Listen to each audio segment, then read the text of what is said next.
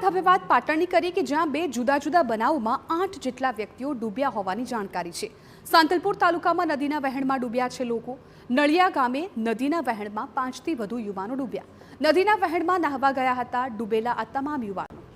ભાદરના વહેણમાં પણ 3 વ્યક્તિઓ ડૂબ્યા હોવાની ઘટના બની છે। નદીમાં ડૂબેલા તમામ લોકોની તંત્રે શોધખોળ હાથ ધરી છે। સ્થાનિક તરવૈયાઓની સાથે ફાયર બ્રિગેડ દ્વારા શોધખોળ હાથ ધરવામાં આવી।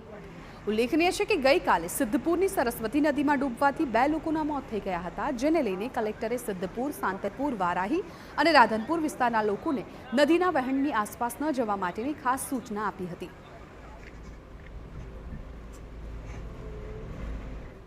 તો પાટણમાં મેઘાના આક્રમણથી વણસી છે સ્થિતિ। તારાજીમાં લોકો થઈ રહ્યા છે પરેશાન। પાટણના સાંતલપુરમાં 3 દિવસથી અવિરત વરસાદને કારણે સ્થિતિ એવી બગડી છે કે લોકોનું જીવવું મુશ્કેલ થઈ ગયું। નીચાણવાળા વિસ્તારો સહિત પૂરેપૂરા ગામમાં જળબંબાકાર છે। લોકોના ઘરોમાં પાણી ઘૂસી જતા અનાજ સહિત ઘર વિખરીને નુકસાન પહોંચ્યું છે।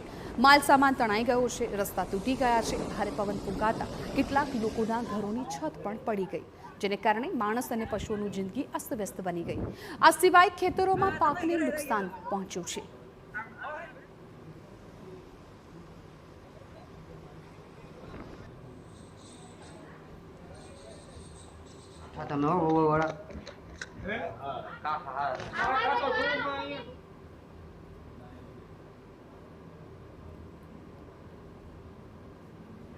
તો પાટણમાં વરસાદે મચાવી છે તબાહી।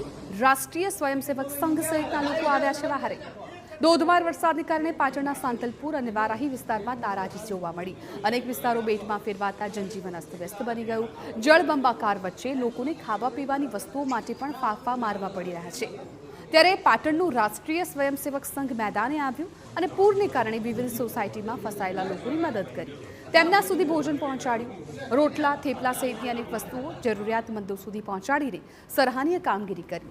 મહત્વનું છે, પૂરને કારણે ઘરવખરીને નુકસાન થયું, લોકોનો સામાન તણાઈ ગયો। તેવામાં આ સંઘ દ્વારા ખૂબ સારી કામગીરી કરાઈ અને સંપન્ન લોકોને એકબીજાની મદદ માટે અપીલ કરાઈ।